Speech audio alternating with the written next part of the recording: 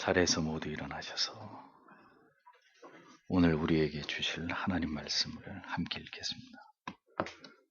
요한복음 13장 12절에서 20절까지의 말씀입니다. 요한복음 13장 12절에서 20절 같이 읽겠습니다. 발을 씻으신 후에 옷을 입으시고 다시 앉아 저희에게 이르시되 내가 너희에게 행한 것을 너희가 아느냐? 너희가 나를 선생이라 또는 주라 하니 너희 말이 옳도다. 내가 그러하다. 내가 주와 또는 선생이 되어 너희 발을 씻겼으니 너희도 서로 발을 씻기는 것이 옳으니라. 내가 너희에게 행한 것 같이 너희도 행하게 하려 하여 본을 보였노라. 내가 진실로 진실로 너희에게 이르노니 종이 상전보다 크지 못하고 보냄을 받은 자가 보낸 자보다 크지 못하니 너희가 이것을 알고 행하면 복이 있으리라. 내가 너희를 다 가리켜 말하는 것이 아니라 내가 나의 택한 자들이 누구인지 알미라. 그러나 내 떡을 먹는 자가 내게 발꿈치를 들었다 한 성경을 응하게 하려는 것이니라. 지금부터 일이 이루기 전에 미리 너희에게 이름은 일이 이룰 때에 내가 그인 줄 너희로 믿게 하려 함이로라. 내가 진실로 진실로 너희에게 이르노니 나의 보낸 자를 영접하는 자는 나를 영접하는 것이요 나를 영접하는 자는 나를 보내신 이를 영접하는 것이니라. 아멘. 자리에 앉으십시오. 서로 발을 씻기는 것이 옳으니라. 이런 제목으로 하나님 말씀을 전하도록 하겠습니다. 오늘 본문에 기록되어 있는 사건과 동일한 배경이 누가복음 22장에 기록이 되어 있습니다. 그 내용을 보면 예수님께서는 제자들과 함께 마지막 만찬을 나누고 계셨던 장면이 기록되어 있습니다.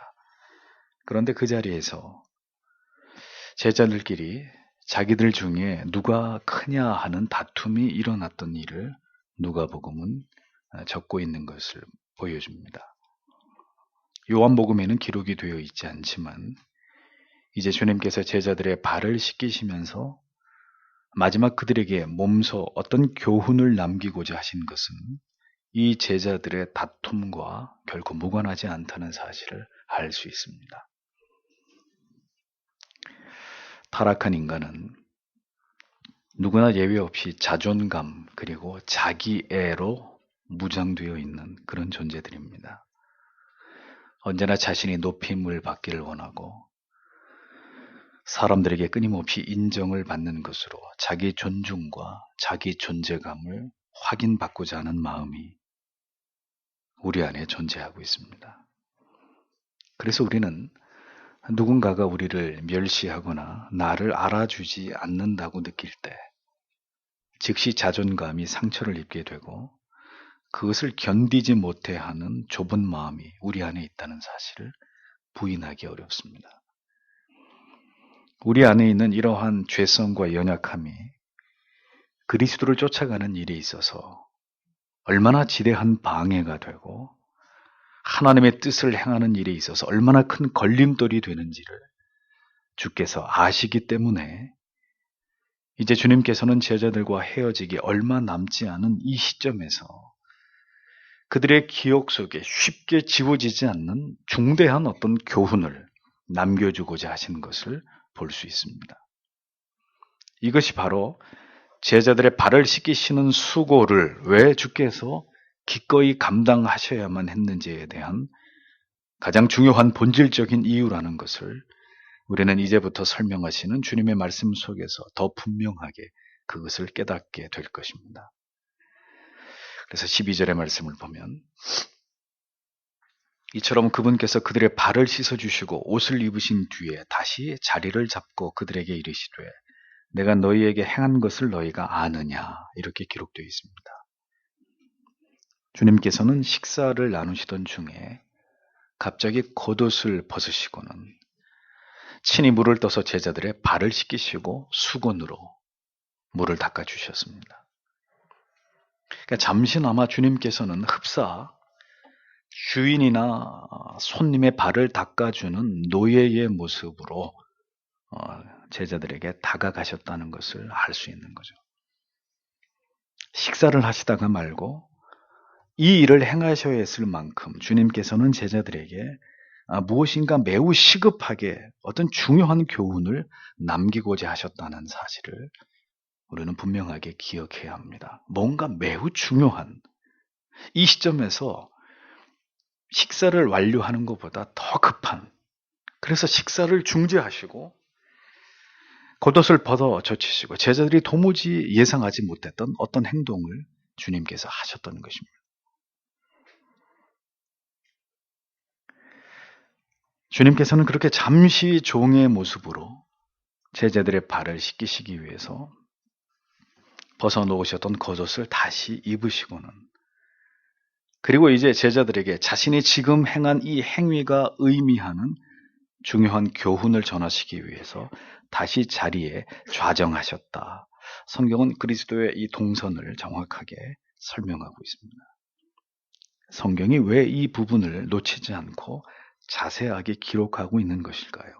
우리에게 무엇인가를 연상케 하기 위한 어떤 하나님의 뜻이 있지 않은가 생각해 볼 필요가 있겠죠. 이것은 잠시 인간의 모습으로 이 땅에 거하시면서 메시아의 모든 사명을 완수하시고 다시금 하나님 아버지께로 돌아가셔서 하늘과 땅의 모든 권세를 가지신 위엄의 자리로 복귀하실 주님을 우리로 하여금 떠올리게 하는 그런 장면입니다. 주님의 이러한 모습을 묵상하면서 우리 또한 수고와 슬픔뿐인 이 세상에서 잠시 살아가는 인생들이지만 이 세상에서의 삶이 얼마나 초라하고 보잘것없든지 그것이 중요한 것이 아니라 우리에게는 다시 돌아갈 본향과 다시 돌아갈 우리의 자리, 그곳에서의 찬란한 영광과 영생의 기쁨이 우리에게 주어질 것이라는 그 소망을 언제나 우리 안에 품어야 된다는 그 교훈을 더불어서 우리에게 주고 있는 그런 대목입니다.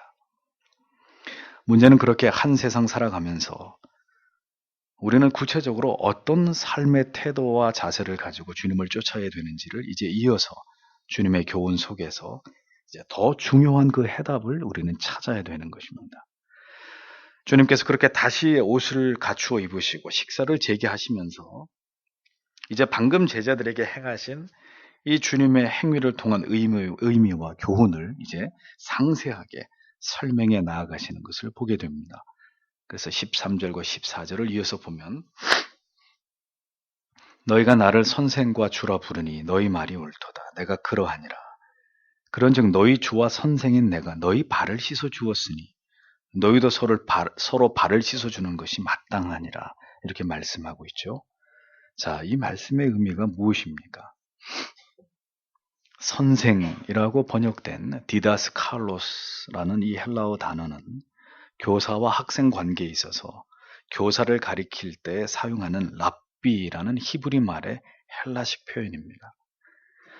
또 큐리오스라는 이 헬라 말은 노예가 주인을 부르는 데 사용했던 그러한 칭호로 영어에서 my lord라는 그런 의미가 바로 큐리오스, 주라는 그런 뜻입니다. 주님께서는 자신이 스승이고 그리고 주라고 제자들이 지금 자기를 그렇게 부르는 것처럼 자신이 바로 스승이고 주가 맞다고 그렇게 말씀하고 계십니다. 그러나 정작 주께서 하시고자 하신 말씀은 그 다음이었습니다. 너희가 주와 선생이라고 부르는 내가 지금 무엇을 하였느냐? 너희를 위해서 발을 씻어주지 아니하였느냐?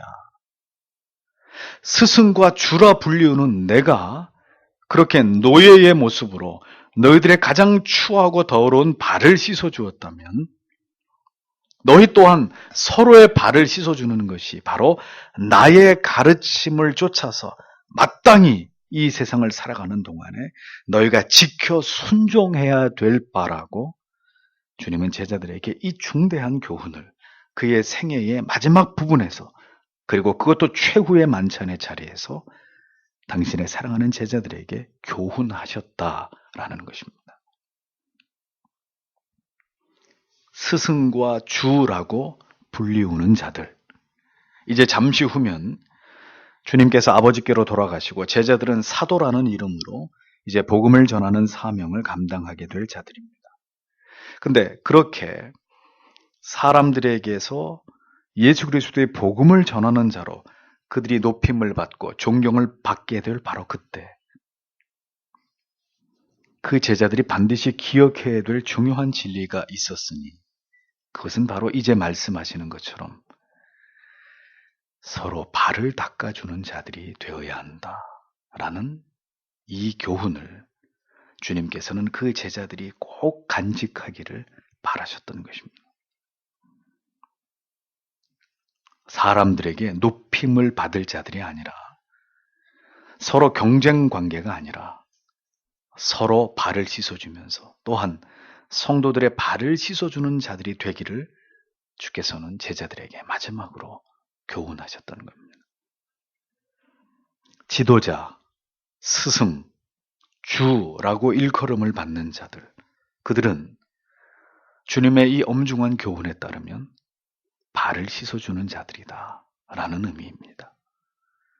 왕처럼 군림하고 대접을 받고 높임을 받는 자들이 아니라 노예처럼 자기를 낮추어서 섬기고 그리고 겸손과 희생으로 덕을 끼치는 주 혹은 스승이라 불리우는 자들은 모름지기 나를 본받아 그리해야 할 것이다 라고 주님은 제자들에게 교훈하셨던 것입니다. 서로의 더러움을 보았을 때 그것을 먼저 닦아주는 것이 그리스도의 제자된 자들의 사명이라는 것을 주님은 이렇게 분명하게 강조하고 계셨습니다. 형제의 연약과 죄악을 보았을 때 그것을 피하고 묵인하지 말고 그 죄를 깨닫고 그것으로부터 벗어날 수 있도록 도와주고 때로는 책망하고 때로는 권면하고 때로는 격려하고 위로하고 용기를 북돋아주면서 정결한 성도의 삶을 살아가도록 돕는 것이 스승이요 주라 불리움을 받는 자들의 마땅한 사명이다. 주께서는 그렇게 말씀하셨던 것입니다. 바울은 젊은 목회자 디모데에게 성도들로 하여금 서로 간에 이것을 실천하도록 지도하라고 이렇게 말했습니다. 디모데전서 5장 10절에 선한 행실의 증거가 있어 혹은 자녀를 양육하며 혹은 나그네를 대접하며 그 다음에 혹은 성도들의 발을 씻기며 혹은 환난 당하는 자들을 구제하며 혹은 모든 선한 일을 쫓은 자라야 할 것이요. 이렇게 기록하고 있습니다. 이 말씀에서도 역시 성도들의 발을 씻기며라는 말씀이 기록되어 있는 것을 보게 되죠. 영적인 지도자는 지도자의 위치에서, 성도는 성도의 위치에서 서로의 발을 씻어주는 섬김과 희생, 그리고 겸손으로 서로를 위하는 것이 주님이 우리에게 주신 가장 중요한 지침 가운데, 교훈 가운데 하나이다라고 성경은 우리에게 분명하게 이것을 알려주고 있는 것입니다. 기독교의 위대한 진리는 예수 그리스도께서 얼마 남지 않으신 공생의 삶의 그 끝부분에서 제자들에게 깨닫게 하시고 보여주시고자 했던 그 그리스도의 삶의 정수는 다름이 아닌 바로 겸손과 자기 희생이었습니다. 자기 기득권의 포기였습니다. 모든 것을 얻고 누리고 군림하면서 스스로 자고하고 교만한 자리에 거하면서 그리스도의 뒤를 쫓아가는 것은 불가능한 일입니다.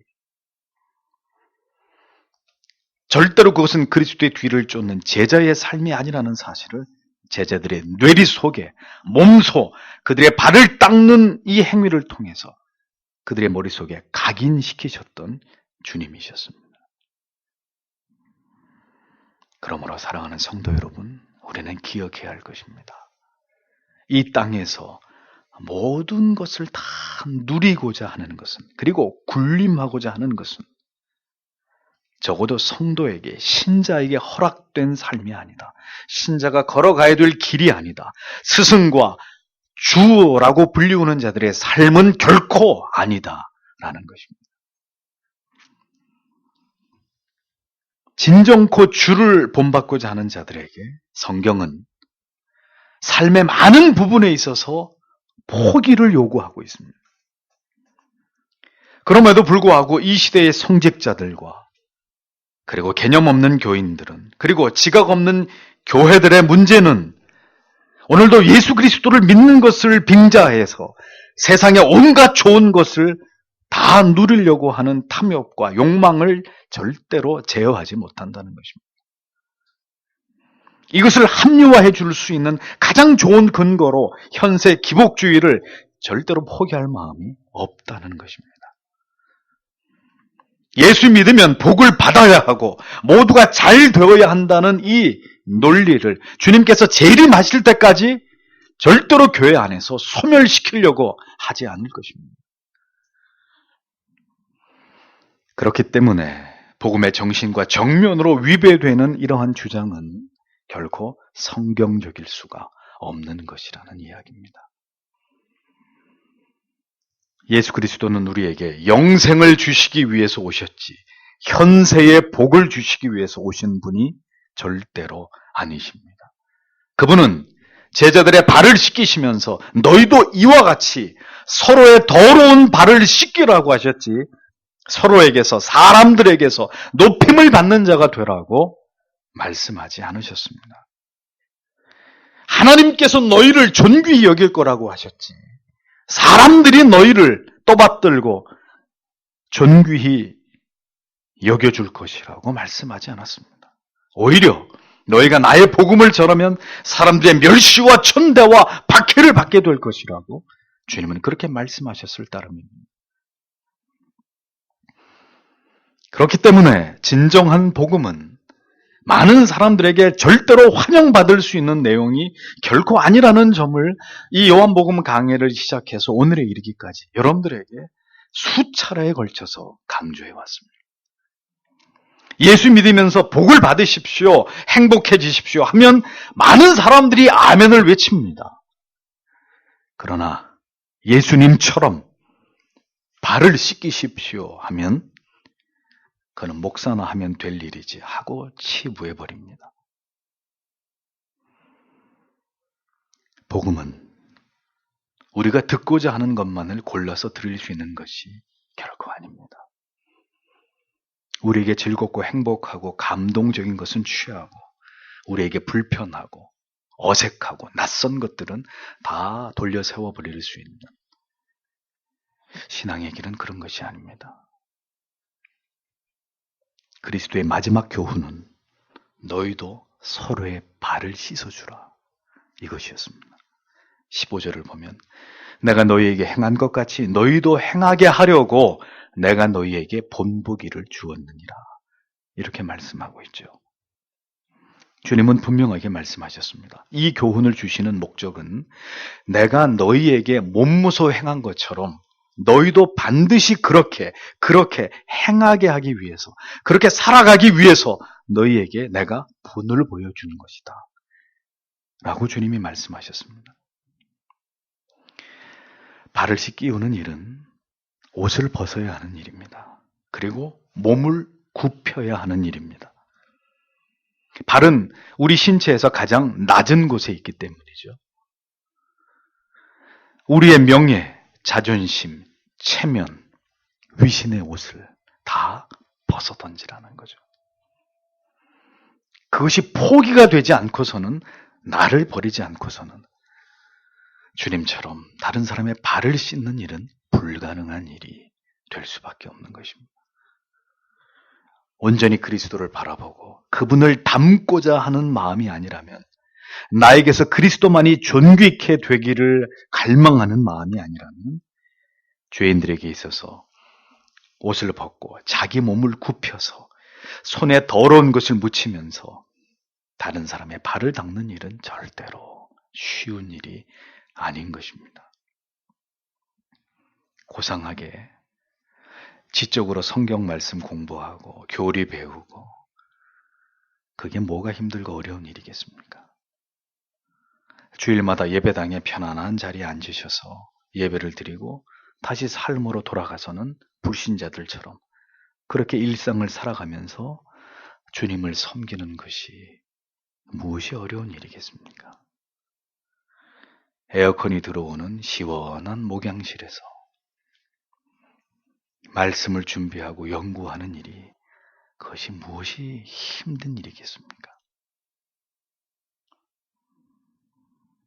정말 어렵고 힘든 일은 나를 버리는 일입니다.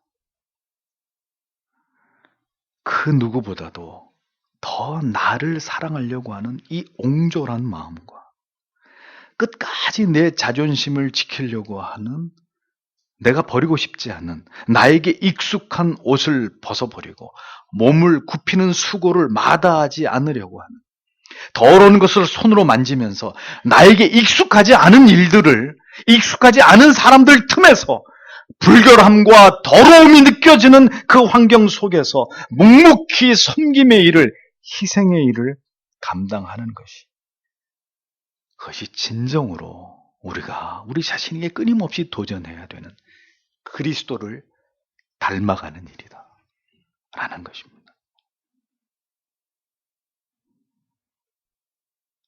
우리가 우려하고 염려해야 할 일은 이러한 진리를 우리가 머릿속으로만 그저 지식으로만 받아들이려고 하지 않는가 하는 점입니다. 구체적이고 실제적인 섬김으로, 희생으로, 겸손으로, 자기의 자존심을 죽이는 인내와 노력으로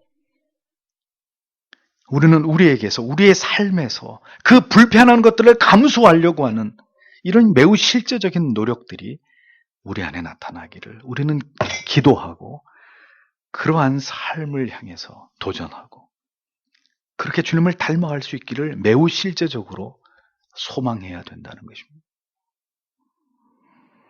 우리의 삶의 현장에서 진실로 그리스도께서 그렇게 하셨던 것처럼 너희도 행하게 하려 하여 본을 보이신 것이라고 말씀하신 것처럼 우리도 그렇게 행할 수 있기를 기도하고 실제로 그렇게 살아가는 수고로운 삶의 그 현장을, 그 냄새나는 현장을 거부하지 말아야 한다는 것입니다.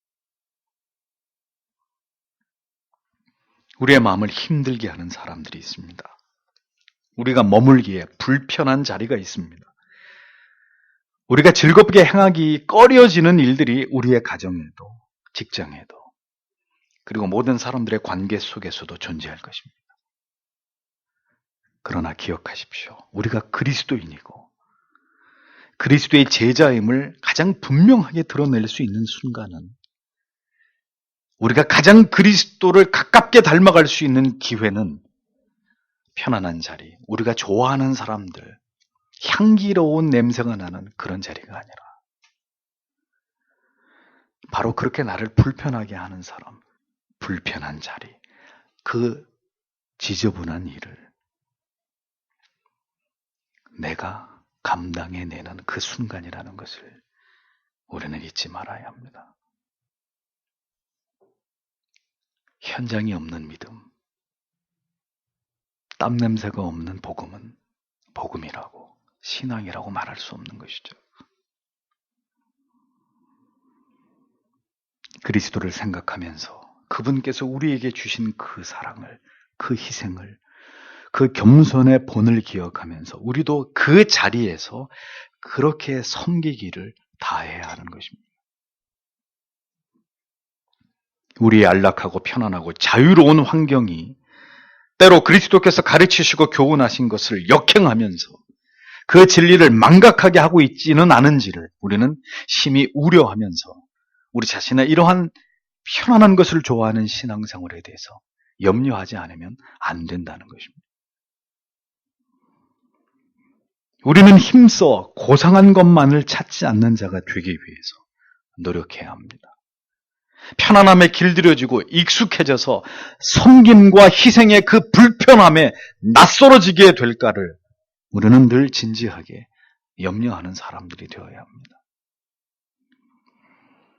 발을 씻기는 자리가 우리에게 어색해지고 그것이 우리에게 깊이 되지 않도록 사랑하는 성도 여러분, 우리 모두가 오늘도 이 말씀을 받으면서 하나님 앞에 몸부림을 쳐야 된다는 겁니다.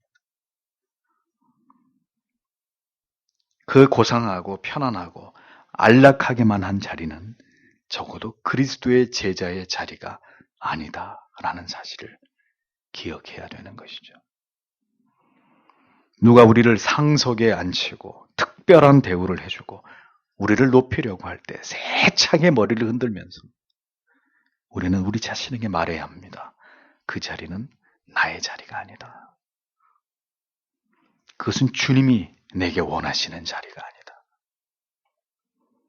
우리가 정신을 차리고 정말 그리스도께서 몸소 보이신 그 뜻을 우리의 마음에 새기고 우리의 삶으로 그것을 지켜내기 위해서 매 순간 우리 자신과 더불어 우리는 투철하게 싸우는 삶을 살지 않으면 안 될 것이라는 겁니다. 주님의 교훈과 본은 우리로 하여금 머리로만 이해하기 위함이 아니라 그렇게 행하기 위함이었다는 것을, 그렇게 살아가기 위함이었다는 것을 우리가 모두 함께 기억할 필요가 있는 것이죠. 누가복음 10장에는 예수 그리스도께서 한 율법사에게 예를 들어 설명하시기를 선한 사마리아인이 제사장과 레위인과 달리 강도를 만난 나그네를 도와준 것을 구체적으로 묘사하는 장면이 기록되어 있습니다. 사마리아인은 말에서 내려서 그의 상처에 기름과 포도주를 붓고 그것을 싸매어주고 그리고 나서 그 짐승에 태워가지고 자기가 가던 길을 벗어나서 주막에 그를 데리고 갑니다. 그리고 주막 주인에게 2데나리온을 주면서 그를 돌보는데 비용이 더 들면 내가 돌아와서 다시 갚을 터이니까 정성껏 그를 돌보아 달라고 부탁을 했다고 주님은 말씀하십니다. 그러면서 누가 강도 만난 자의 이웃이겠느냐 하고 그 율법사에게 질문하십니다. 그리고 나서 너도 이와 같이 하라. 너도 이와 같이 하라. You go and do likewise. 너도 가서 똑같이 그대로 행하라. 그런 말씀입니다. 생각만 하고 있는 것은 믿음이 아닙니다. 무이탁 노인들을 가서 섬겨드려야지. 소년 소녀 가장들을 도와야지. 저 굶어 죽어가고 있는 기아와 기근 속에 있는 저 어린 생명들을 위해서 뭔가 해야지. 생각만 하고 있는 것은 믿음이 아닙니다. 좋은 생각과 그 깨달음이 그 깊은 가슴에 울려드는 그 울림이 행동을 만들어내야 되는 거죠. 행동하는 믿음이 절실한 시대입니다. 성경이 말씀하고 있는 그 진리를, 그 가치를 따라서 살아가는 그리스도인들, 정말 찾아보기 어려운 시대가 되어버렸습니다. 우리는 이 주의 교훈을 분명히 우리의 가슴에 새겨야 합니다. 그리고 어떻게 그것을 삶에서 나타낼지를 구체적으로 생각해야 합니다. 16절 17절을 보면 진실로 진실로 내가 너희에게 이르노니 종이 자기 주인보다 크지 못하고 보내어진 자가 그를 보낸 자보다 크지 못하니라. 너희가 이것들을 알고 그것들을 행하면 행복하니라. 이렇게 말씀합니다. 종이 상전보다 크지 못하고 보냄을 받은 자가 보낸 자보다 크지 못할진대 예수께서는 반드시 제자들의 상전이고 그들을 보낸 자의 권위로서 제자들에게 반드시 주께서 본으로 보이신 이 교훈을 따라서 지켜 행할 것을 재차 엄히 말씀하신 것을 보여줍니다. 무엇보다 이 말씀 앞에 아멘 아멘 2번이나 반복해서 강조하고 계시는 것을 통해서 주님의 이러한 가르침은 그리스도의 제자들, 하나님의 자녀들에게 반드시 지켜져야만 되는 준엄한 강조의 가르침이라는 사실을 우리에게 성경은 보여주고 있습니다.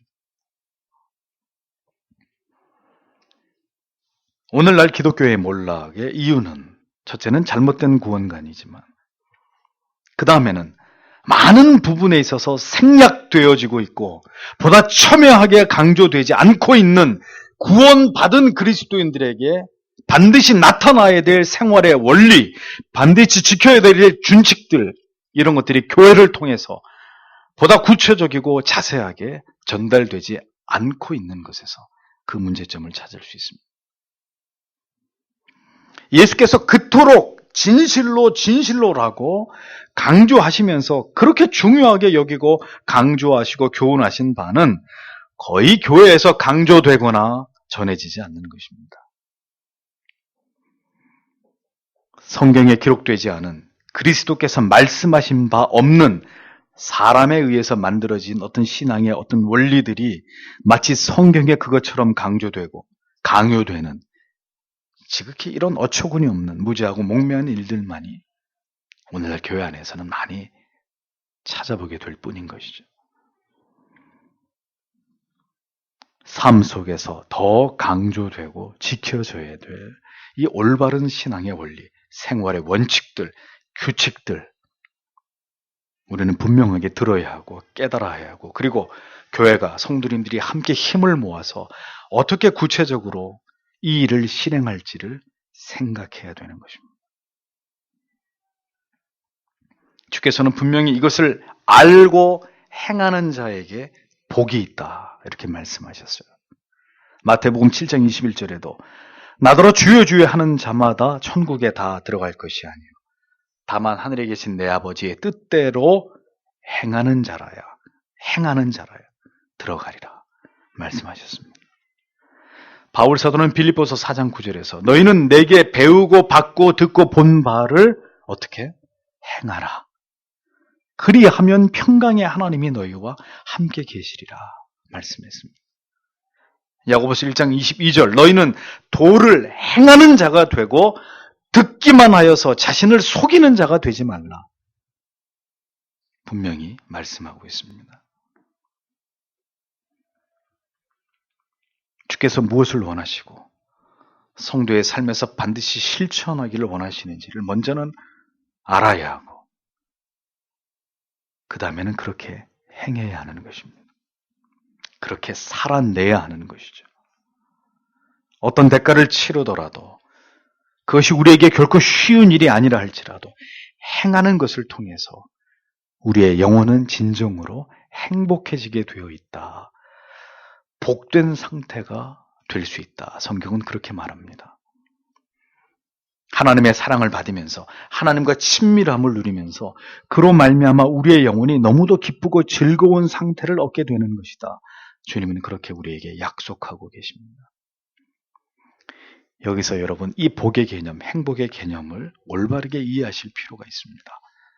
그리고 이 성경이 말씀하는 그 복을 누리는 자들이 되셔야 하죠. 여기서 말하는 이 복은 하나님께서 주시는 기쁨입니다. 하나님께서 기뻐하심으로 인해서 우리의 마음과 영혼 가운데 부어주시는 참된 만족의 상태. 그것은 어떤 물질적인 보상을 의미하는 것이 아닙니다. 어떤 종류의 기쁨과도 좋게 비교될 수 없는 것입니다. 참된 내 영혼이 가득 채워져 있는 상태, 하나님이 주신 기쁨으로 충만해져 있는 상태, 그것을 성경이 복이라고 얘기하는 거거든요. 하나님이 원하시는 상태와 모습과 복종 속에 있을 때 하나님이 부어주시는 은총, 성경은 그것이 가장 큰 복을 누리는 상태라고 설명하고 종종 묘사합니다. 근데 한글 성경은 이러한 하나님의 복을 자세하게, 섬세하게 나누어서 설명할 수 없으니까 다 복이라는 단어로 그렇게 번역을 해버렸죠. 성경에서 표현하는 복을 모조리 현세 기복, 물질적인 복, 형통으로만 설명하는 그런 아주 무지한 깡통들이 있단 말이에요. 다 무지한 해석입니다. 물론 물질의 복도, 건강의 복도 없는 것은 아닙니다. 그러나 성경이 말씀하려고 하는 최상위의 복, 가장 하나님이 우리에게 주시려고 하는 최고의 복은 그런 물질적인 것들이 아닙니다.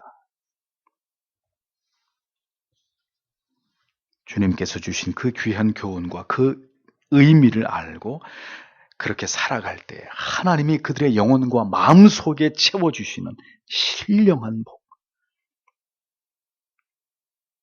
그 하나님과 함께함으로 누리는 그 복을 누리게 될 것이라고 말씀합니다. 여러분, 그러한 복을 누리고 싶지 않으십니까?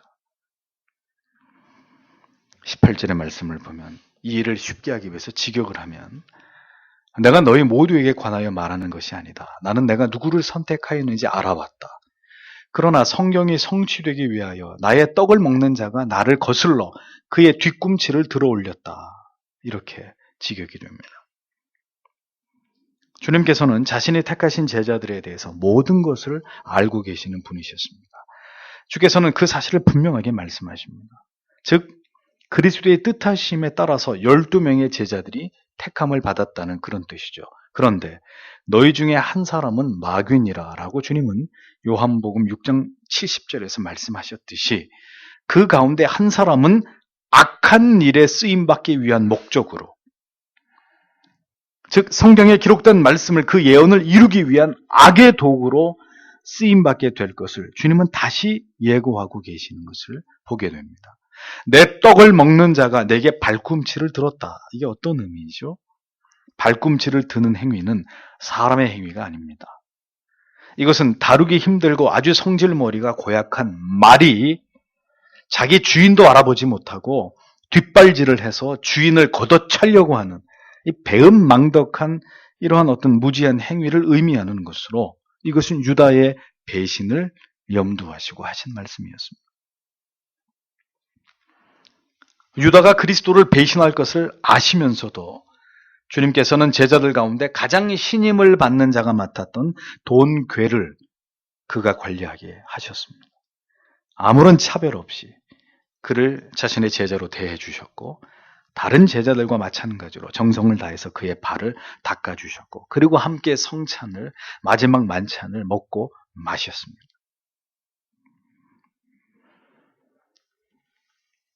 우리 중에 어떤 자가 그렇게 할 수 있단 말입니까?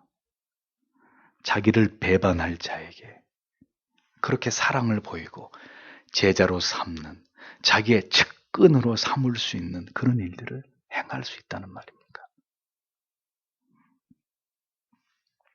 주께서는 함께 떡을 먹던 자에게 3년이라는 시간 동고동락했던 제자에게 그리고 제자들에게 배신을 당하게 될 것이고 이 모든 일들은 성경을 이루기 위해 불가피한 일이다 라는 사실을 밝히십니다. 우리는 이러한 주의 말씀을 통해서 악을 사용하시는 하나님의 섭리를 보게 됩니다. 하나님의 뜻을 이루기 위해서 악은 더 맹렬하게 악을 행하면서 그 역할을 성실하게 감당하고 있는 이러한 일들이 하나님의 허용적 섭리 속에서 그때도 그리고 지금도 여전히 계속되어 오고 있다는 사실을 우리는 알 수 있습니다. 세상의 악을 보면서 몸서리가 쳐지고 치를 떨게 되는 일들을 우리가 경험하게 되지만 우리가 기억해야 될 것은 그 또한 하나님의 섭리의 작정하심의 한 부분이라는 것이죠. 그렇게 악이 관영하고 죄가 창궐하면서 어떤 잔인한 폭력과 살인, 재해와 재난을 통해서 많은 인명이 희생되는 이런 모든 일들조차도 하나님의 뜻과 계획하심이 그 모든 예언이 이루어지는 과정 속에서는 불가피한 일들이다라는 것을 우리는 잊지 말아야 합니다. 그러므로 악이 더욱 기승을 부릴 때 우리는 어떻게 해야 할까요? 깨어 경성해야 하는 것이죠. 이제 하나님의 심판도 머지않았다는 것을 깨달아야 합니다. 하나님의 뜻은 누구도 막을 수 없고 지금도 도저히 역사 속에서 흘러가고 있음을 기억해야 합니다. 그리고 우리가 기억해야 될 것은 우리에게 고통과 배신의 아픔을 줄 자는 멀리 있는 자들이 아니라는 사실이죠. 마태복음 10장 21절 22절에 보면 장차 형제가 형제를 아비가 자식을 죽는 데 내어주며 자식들이 부모를 대적하여 죽게 하리라. 또 너희가 내 이름을 인하여 모든 사람에게 미움을 받을 것이나 나중까지 견디는 자는 구원을 얻으리라. 이렇게 주님은 말씀하셨습니다. 예수님을 배신한 자가 예수님의 제자들 가운데 있었고 주께서 십자가를 지실 때 요한을 제외한 모든 제자들이 모두 예수님을 버리고 뿔뿔이 흩어져 버렸습니다. 우리가 우리의 믿음을 굳게 지키기 위해서 사투를 벌릴 때 우리를 배신할 자들은 멀리 있는 것이 결코 아닙니다.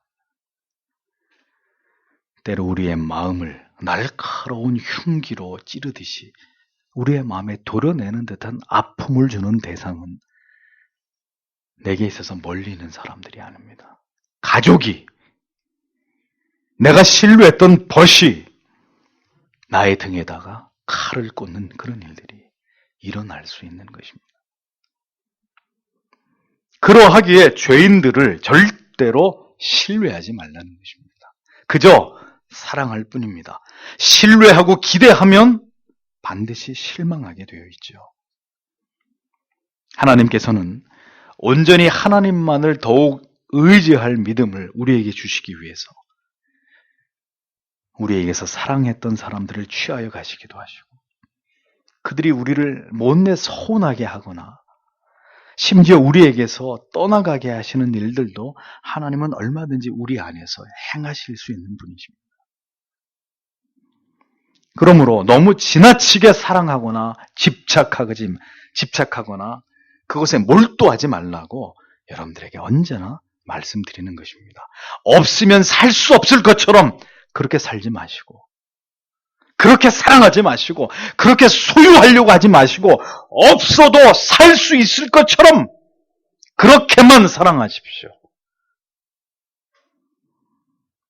꼭 그것을 생각하고 살아가셔야 합니다. 우리는 모두 주 앞에 서야 될 단독자들입니다. 엄밀하게 말하자면 내 믿음을 올바르게 지키는 일조차도 우리에게는 버거운 일입니다. 힘을 다해 사랑하고 섬기고 기도해주고 도움을 주되 어떤 대상이든 보상을 바라거나 의지하려고 하지 마시라 이거죠. 이것을 분명히 하나님께서 우리의 인생 속에서 훈련시키실 것입니다. 주께서는 성경이 이루어지기 위해서 너희를 모두 알고 있지만 너희 중에 한 명은 나에게 뒷발질을 하게 될 것이다. 그러나 이 모든 것조차도 하나님의 뜻이라는 것을 기억하라. 이렇게 말씀하신 것입니다. 이어지는 19절에 그것이 일어나기 전에 내가 지금 너희에게 말하는 것은 그것이 일어날 때 내가 그인 줄 너희가 믿게 하려 함이니라. 이렇게 기록합니다. 제자 가운데 한 사람이 결국 그리스도를 배반하게 되는 사건이 일어나게 될 때 지금까지 말씀해 오신 그 메시아가 바로 내 자신이라는 것을 제자들은 더 분명하게 알고 믿게 하기 위해서 주님은 미리 앞으로 일어날 일들을 지금 이렇게 너희에게 예고하고 있다. 이렇게 말씀합니다. 그리스도께서 하나님의 아들이시고 우리를 구원하실 메시아이심이 더 분명해지고 더 확실해지고 더 뚜렷해지는 일은 그렇게 좋은 일을 통해서 이루어지는 일들이 아니었습니다. 주께서 메시아이심이 제자들에게 더 굳게 믿어지게 되는 일은 제자 가운데 한 명이 그리스도를 팔아넘기우는 배신의 아픔을 통해서 이루어질 일이었습니다. 주께서 메시아이심이 역사 속에서 뚜렷하고 선명하게 각인되는 길은 그분이 친히 갈보리 피 언덕을 오르시고 그 위에서 모든 고초와 멸시와 죽임을 당하시는 일을 통해서 찬란하게 드러나게 되실 일들이었습니다. 북이스라엘과 남유다가 멸망의 길로 접어들 때 하나님의 참된 선지자들은 목숨을 걸고 이스라엘의 회개를 촉구했고 그로 인해서 고문을 당하고 죽임을 당하게 되었던 것은 그들이 진정한 하나님의 사람들이었고 진정한 선지자였기 때문에 그것을 통해 드러난 표징이었습니다. 유대주의와 그리고 이방의 토속 종교로 인한 박해와 핍박을 물질의 궁핍과 순교의 위험을 무릅쓰면서도 그리스도의 복음이 장엄하게 전파되었던 것은 그 모든 초대교회들이 진정으로 복음을 수호하려고 했던 참된 성도들의 교회였기 때문에 그 부인할 수 없는 증거들이 그렇게 나타날 수밖에 없었던 것입니다.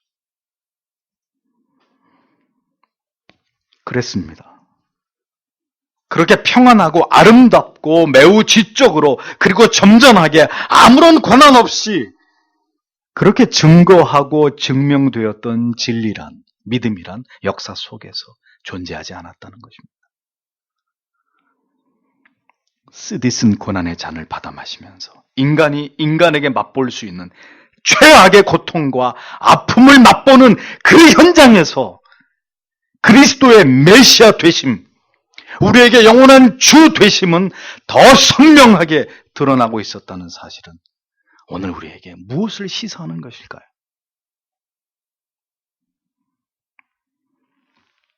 진정한 진리의 가치, 진정한 복음의 수호자들의 가치는 무엇을 통해서 언제 드러나게 되는 것일까요? 그것은 배신의 현장, 칼로 죽임을 당하는 현장에서 옥에 갇히고 핍박과 박해가 본격화되는 그 현장에서 진리가 매몰되고 시대의 정신이 성경의 자리에 오르려고 하는 때에 그리스도인들이 그리고 기독교가 또다시 공공의 타도의 대상이 되고 멸종해야 될 적이 되어지는 그 순간에 참된 믿음의 가치는 다시 그 가치를 증명하게 될 것이라는 겁니다. 이것이 참된 복음과 진리와 참된 신앙에 걸어가야 되는 위대한 역설이라는 것이죠. 우리의 신앙은 바로 그때를 위함이라는 것을 잊어서는 안 됩니다. 주께서는 그러할지라도 제자들을 다시 굳게 하시면서 그들을 격려하고 고무하시는 말씀을 이어하셨습니다. 마지막 20절에 보면 진실로 진실로 또다시 또 강조하시는 말씀이죠. 내가 너희에게 이르노니 내가 보내는 자를 받아들이는 자는 나를 받아들이며 나를 받아들이는 자는 나를 보내신 분을 하나님 아버지를 받아들이는 것이다. 주님의 말씀이었습니다. 주님께서는 발을 씻기시는 본을 쫓아서 이것을 따르라고 말씀하셨죠. 그들이 그렇게 한다면 행복하게 될 것이다 약속해 주셨습니다. 그리고 곧바로 이어서 유다의 배신을 또다시 공식화하셨고 그것이 증명하는 바가 무엇인지를 설명하셨습니다. 그러나 이러한 제자 중에 한 사람의 배신으로 인해서 전혀 그들의 제자와 사도로서의 직분과 그 권위와 그 위엄이 훼손되지 않을 것이라는 사실을 주님은 또다시 분명하게 강조해 주십니다. 주께서는 엄중히 말씀하시기를 복음을 가르치기 위해서 그리스도께로부터 보냄을 받은 자들을 영접하는 것은 그리스도를 영접하는 것이고 그리스도를 그렇게 영접하는 것은 하나님을 영접하는 것이라고까지 주님은 이렇게 말씀하시면서 제자 중에 한 명은 버림을 받게 된다 할지라도 그 나머지 제자들의 사명, 그 영광스러운 직위, 그 공적인 권위의 아름다움은 반드시 하나님에 의해서 보장을 받게 된다. 그것은 매우 보배로운 가치가 될 것이다 라는 사실을 제자들에게 설명하고 계십니다. 복음을 전파하는 사역자들이 사람의 기준으로 볼 때 모든 조건을 갖춘 출중한 인물이라면 얼마나 좋겠습니까? 그러나 모든 인간이 죄인이고 모두가 불완전하기 때문에 복음을 전하고 교회를 섬기는 사역자들도 인간적인 허물과 연약이 있기 마련입니다. 그럴 때는 성도 여러분, 그를 보내신 그리스도의 완전하심과 그분의 권위에 순복하는 마음으로 여러분들의 영혼을 먹이는 자들을 바라볼 수 있어야 합니다. 그렇지 않으면 반드시 사람에게 실망하게 돼 있고 허물을 볼 수밖에 없게 되겠죠. 오직 우리에게 복음을 전하는 자들의 그 중심과 그가 자신에게 주어진 사명을 감당하고자 함에 있어서 그 성실함과 충성됨을 보고 하나님이 세우신 직분과 그 권위의 순복함이 우리 자신의 영혼을 위하는 일이라는 것을 언제나 잊지 않으셔야 합니다. 왜 이런 말씀을 하실까요? 마지막 때에 성경의 절대적 권위가 붕괴되고 모든 세상의 법이 성경의 절대적 진리를 짓밟고 있는 시대를 우리가 불행하게도 지금 살아가고 있지 않습니까? 절대적 진리가 붕괴되고 있는 시점에서 무엇인들, 어떤 권위인들 보존되고 지켜지겠습니까? 이러한 건강하고 올바른 권위의 몰락이 결국은 무질서와 방종, 혼란과 혼돈을 비롯해서 진리를 벗어난 인간의 타락한 자율성의 확대와 발전을 통해서 더 많은 죄와 악이 만들어질 수밖에 없다는 것을 우리는 기억해야 되는 것이죠. 세상이 왜 이렇게 혼란스러워집니까? 모든 권위들을 붕괴시키고 있기 때문이죠. 미국은 지난주 6월 26일에 동성결혼의 합법성을 미국 연방대법원에서 가결시켰습니다.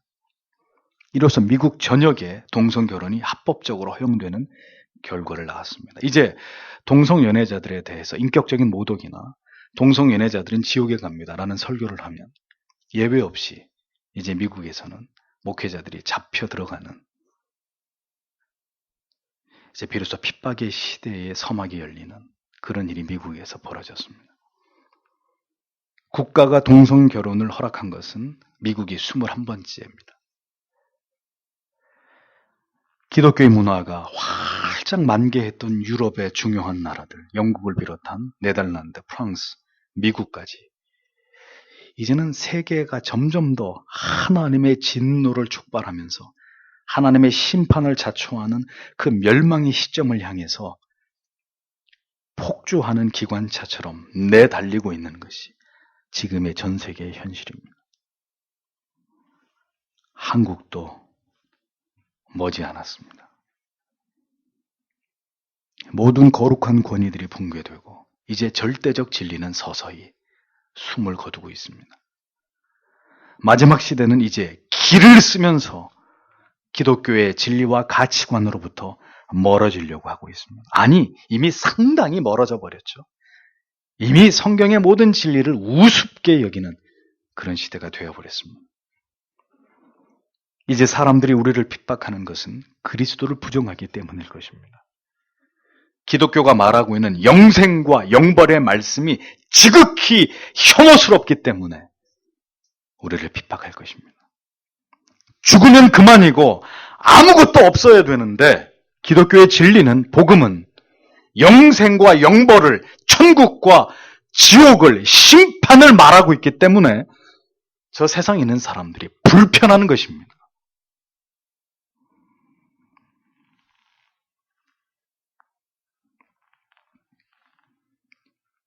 저는 저의 권위나 지위를 높이고자 하는 마음은 추호도 없습니다. 그것은 주님께서 하십니다. 다만 목회자가 여러분에게 증거하는 이 복음만은 이 시대를 살아가는 여러분들이 절대로 소홀히 여겨서는 안 되고 가볍게 여겨서는 안 된다고 다시 한번 소리 높여서 촉구합니다. 이제 진실로 진리 전쟁의 시대가 도래했고 우리는 다시 한번 역사 속에서 우리의 믿음을 지키기 위해서 온 몸을 던져 치열하게 영적인 혈투를 벌여야 되는 시대 속으로 성큼 다가가고 있습니다. 사랑하는 성도 여러분, 저와 여러분의 이 시대가 인류 역사의 마지막이 될 수 있다는 것을 언제나 생각하면서 살아가시기를 바랍니다. 당부하건대 더 신앙에 열심을 내십시오. 복음이 무엇을 말씀하고 있고 성경이 어떻게 지금 이 시대를 조명하고 있는지, 역사는 우리에게 오늘도 무엇을 교훈하고 있는지를 생각하면서 살아가십시오. 그리고 깨어있는 그리스도인들이 되셔야 합니다. 분주하지 마십시오. 세상 일에. 그리고 피곤해하지 마십시오. 오직 신앙에 집중하십시오. 다른 가치에 더 이상의 여러분들의 시간을, 인생에 남겨진 시간들을 허비하지 마십시오. 사도 바울이 로마서 12장 2절에 간곡히 촉구했던 그 말씀을 우리는 다시 우리의 귀에, 우리의 마음에 새겨낼 필요가 있습니다. 너희는 이 세대를 본받지 말고 오직 마음을 새롭게 함으로 변화를 받아 하나님의 선하시고 기뻐하시고 온전하신 뜻이 무엇인지를 분별하도록 하라. 이제 이 시대는 그리스도께서 보낸 자들을 영접하지도 않을 뿐더러 그리스도와 나아가서 영원 무궁하신 지존자, 창조주 하나님의 존재하심조차도 멸시하고 경멸하고 인정하지 않는 강팍한 시대가 되어버렸습니다. 그러나 그럼에도 불구하고 우리는 복음을 예수께서 세우신 택하여 부르신 하나님의 사람들을 통해서 증거되게 하셨고 그들에게는 세상에 감당할 수 없는 권세와 능력을 주셨다는 사실을 기억하면서 주님께서 그렇게 마지막 순간까지 그 제자들과 함께 하실 것이라는 이 약속의 말씀을 우리의 마음에 새기면서 참된 믿음의 삶을 살아가는 하나님의 사람들이 되어져야 할 것입니다. 성경은 분명하게 마지막 그리스도에게 주께서 교훈하시는 그 자리에서 두 가지를 말씀하셨습니다. 하나는 그리스도를 배반할 자가 있다라는 것과 또 한 부류는 세상에 감당할 수 없는 권세와 능력을 줄 자들이 있다. 정확하게 이 두 부류의 존재를 다시 주님은 말씀하십니다. 하나님의 뜻을 이루는 일에 있어서 악역을 맡은 자들이 있고 그리고 그리스도께서 보내신 하나님이 이 세상에 보내신 이 세상에서 드러내고 끝까지 복음의 영광을 지켜내야 될 자들 그들이 이 세상 가운데 이 두 부류의 사람들이 존재하고 있다. 주님은 또다시 이것을 제자들에게 강조하셨던 것을 오늘의 본문은 우리에게 말씀하고 있습니다. 복음은 그래서 흑백의 논리입니다. 흑과 백이, 선과 악이, 영생과 영벌이, 양과 염소가 정확하게 갈리워지는 것입니다.